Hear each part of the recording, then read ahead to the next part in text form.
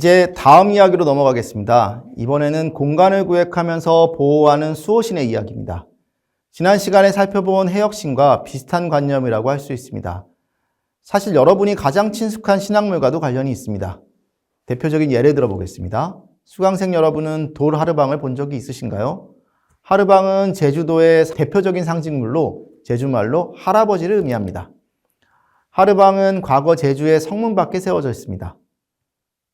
각각 성 안의 평안을 지키는 의미와 경계를 나누고 외부인들의 출입을 금지하는 역할을 했다고 합니다. 하르방은 다른 말로 벅수라고 부르기도 했는데 육지에서는 이것을 흔히 장승이라고 불렀습니다.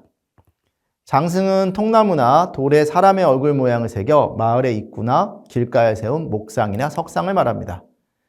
전국의 마을마다 존재하며 형태와 크기도 지역마다 부르는 말도 다양합니다. 예를 들어 전라북도와 경상남도 해안에서는 장승, 벅수, 당산할아버지 등으로, 충청도에서는 수살목, 수살마기로 불렀고 평안도와 함경도에서는 돌미륵 등으로 불립니다. 그렇다면 이 장승은 무엇을 상징하며 또 어떤 역할을 하는 걸까요? 앞서 제주도의 하르방과 마찬가지로 장승은 마을이나 사찰의 입구, 지역과 지역 사이의 경계에 세웠습니다. 장승은 이처럼 세운 목적이나 위치에 따라 여러 가지 기능을 지니고 있었습니다. 도로의 경계표나 이정표 또는 외부로부터 들어오는 잡기와 질병의 방어물로, 때로는 개인의 소원 성취를 기원하는 대상으로 관념화되었습니다. 이렇듯 장승은 신앙적인 성격과 밀접하게 연결된 상징물로 의례의 대상으로 모셔지기도 했습니다. 예를 들어 마을 장승은 마을의 수호신으로 관념되고 마을의 잡기를 막고 전염병 등의 재난을 방어하는 역할을 하는 것으로 여깁니다. 도로, 성문 등의 공공장소에 세워진 장승은 거리신으로 관념되며 성문과 같이 길의 안전을 지키는 역할을 합니다.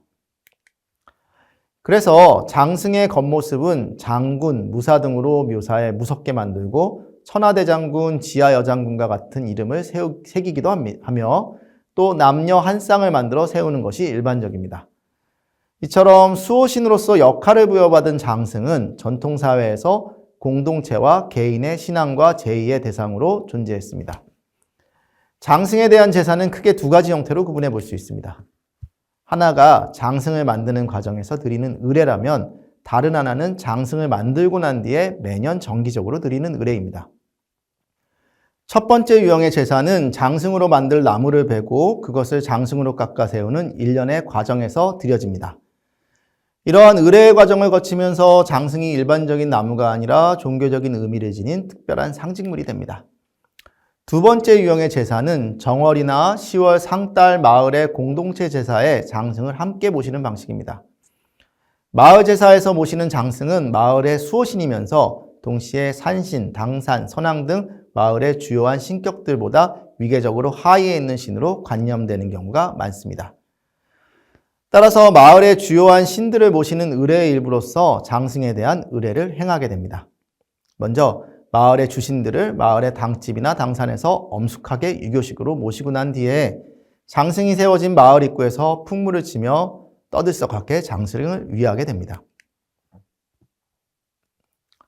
마을제의 목적과 기능이 마을의 평안과 풍요를 빌고 마을의 구성원들 간의 결속을 다지는 것이라면 마을 제사의 일부로서 행해지는 장승제는 주민들이 힘을 합하여 마을의 나쁜 기운을 밖으로 내몰고 전염병을 막아 마을을 정화시키는 기능을 담당하고 있다고 볼 수 있습니다.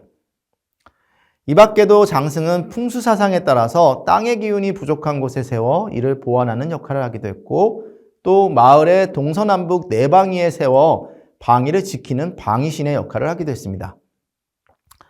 한편 장승과 유사한 상징물로 솥대가 있습니다. 솥대는 장승과 마찬가지로 수호신이자 성스러운 장소를 상징하는 표식으로 여겨지고 있습니다. 하지만 솥대가 처음부터 이러한 역할을 했던 것은 아니었던 것으로 보입니다. 솥대가 처음 사용되기 시작한 때는 문헌기록에 따르면 기원전 6세기까지로 거슬러 올라갑니다.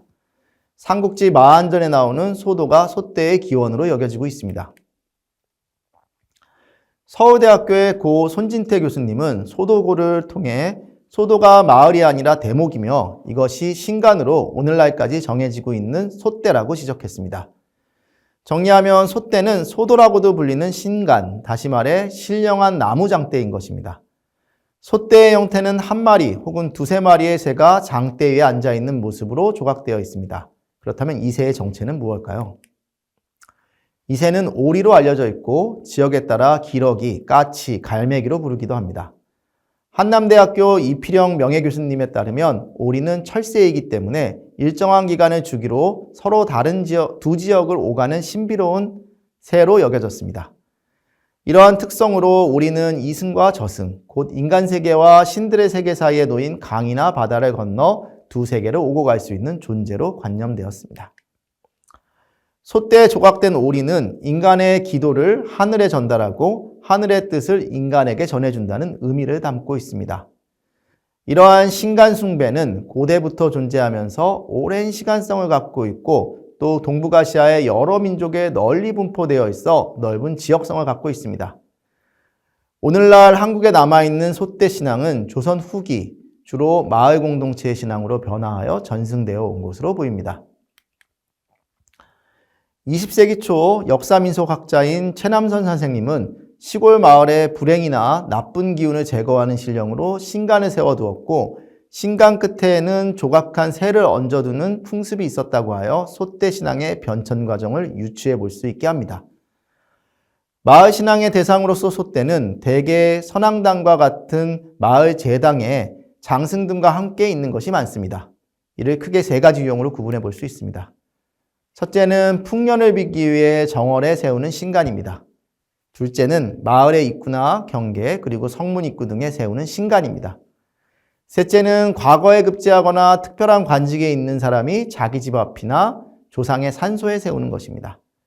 이렇듯 소떼는 마을에서 공동으로 세울 경우 수호신으로 여겨지면서 세울 때는 물론이고 그 이외에도 매년 제사를 지냅니다. 처음에는 인간의 기원을 하늘에 전달해주는 통로로서 세워졌지만 점차 장승과 함께 마을을 수호하여 주는 신체로 신앙되었던 것입니다. 마을 신앙의 대상으로서 소떼는 질병, 화재 등의 재앙을 막고 농사나 고기잡이의 풍년, 풍어 등을 기원하는 것이 가장 큰 목적입니다. 한국 전통사회에서 인간이 생활하는 영역은 눈으로 보이는 물리적인 마을의 모습으로만 인식되지 않았습니다. 인간은 항상 초자연적인 존재들과 생활 공간을 공유하고 있는 것으로 여겨졌습니다. 그리고 이러한 관념은 방위와 영역을 지키는 신들에 대한 의뢰와 이러한 신들을 가시화한 상징물들을 통해 일상생활 속에서 구체적으로 경험되었습니다. 이제 자연의뢰에 대한 강의를 마무리하겠습니다. 이번 강의에서는 한국 전통사회의 다양한 자연의뢰에 대해 살펴보았습니다. 자연의뢰라는 표현은 사실 잘 사용하지 않아서 풀어서 말씀드리면 자연현상을 관장하거나 비인간 존재들을 지배하는 영적 존재에 대한 의뢰와 민간신앙에 대한 것입니다. 지난 강의에서는 인간과 세계를 지배하는 창조신에 대한 신화와 의뢰에 대해 살펴보았습니다. 그러나 마구알몸이로 대표되는 이러한 존재는 대개 세계를 구성하는 힘을 잃어버리고 특정 지역을 관장하는 지역신으로 바뀌는 경향이 있다는 점도 말씀드렸습니다. 그리고 어느 순간에 산신이 인간과 자손을 수호하는 조상신과 결합하는 사례도 확인할 수 있었습니다. 사실 이거는 단지 이름이나 기능이 바뀐 것이 아니라 인간이 세계를 구성하고 상상하는 방식이 바뀐 것입니다. 지난 강의에서 알 수 있었듯이 여전히 비인간 존재를 지배하는 산신이 나타납니다. 오래된 신성한 나무를 베어야 하는 벌목군의 신앙과 의뢰 속에서도 나타나고 산길을 오랫동안 걸어야 하는 보부상의 신앙 속에서도 나타납니다. 또는 수렵채집꾼인 신만이와 사냥꾼의 의뢰 속에서도 비인간 존재를 지배하는 신성한 산신의 존재가 나타납니다. 인간은 이들에게 안전을 비기도 하고 무엇보다 그들이 가진 것을 가져가기 위해 다양한 의례적 장치들을 연출합니다. 이러한 양상은 이번 강의에서 살펴본 내용에서도 강하게 나타납니다. 물고기를 어획하는 어촌신앙과 의례에서도 강하게 나타납니다. 어부는 용왕으로부터 그가 관장하고 소유하는 물고기를 매년 가져와야 합니다. 그래서 그에게 음식을 먹이고 즐겁게 해줍니다. 또 용왕에게 인간의 기원을 전달하는 메신저를 재물과 함께 바다로 떠내려 보내기도 합니다. 근대화를 거치며 자연은 인간이 무한정 착취하는 대상이 되어버렸습니다. 과거 한국인의 의례와 신앙 속에서 자연은 인간이 의식하지 않으면 안 되는 존재였습니다. 그래서 생업을 위해 동물을 사냥하고 식물을 채취하더라도 감사해야 하고 또 보답하지 않으면 안 되었습니다. 또한 자연은 인간이 마음대로 훼손하는 대상이 아니라 항상 경건한 마음으로 대해야 하는 상대이기도 했습니다. 이렇게 볼 때 한국인이 만들어 온 비인간 존재들과의 전통적인 관계에 대해 다시 생각해 볼 시점인 것 같습니다. 아울러 이번 시간에는 공간 영역에 대한 전통관념에 대해서도 알아보았습니다. 대표적으로 장승, 소대 등을 세워 마을의 경계를 관념적으로 규정하는 방식을 보았습니다. 여러분도 집에 울타리를 치거나 금을 그어 자기 영역을 표시하는 것이라고 생각합니다. 그러나 이러한 행위가 그 공간이 관념적인 세계와 연결되어 있다는 것을 의미하지는 않습니다. 한국인의 전통 공간 관념은 자신이 살고 있는 곳을 우주 속의 한 부분으로 파악해 사고하는 방식이라고 할 수 있습니다. 대표적으로 풍수사상이 그러합니다. 또한 인간이 태어나기 전부터 우주는 이미 의미로 차 있습니다. 그래서 모든 우주는 이미 그곳을 지배하는 다양한 주인들이 살고 있고 인간은 항상 그들을 의식하며 살아야 합니다. 나라는 존재 이전에 거대한 세계가 이미 존재하는 것입니다. 이러한 생각 속에는 이미 존재하는 우주와 그 원리를 이해하면 불확실성을 줄이고 더 나은 삶을 살 수도 있다는 믿음 또한 잠재해 있었습니다. 그래서 이렇듯 한국인의 우주관은 어떠한 형식과 내용을 취하든 항상 샤머니즘과 상통할 수밖에 없는 것이기도 한 것 같습니다. 이번 강의는 9번째 강의로 자연을의 2라는 주제로 살펴보았습니다. 다음 10번째 강의에서는 세시을의 1이라는 주제로 강의를 이어가도록 하겠습니다. 감사합니다.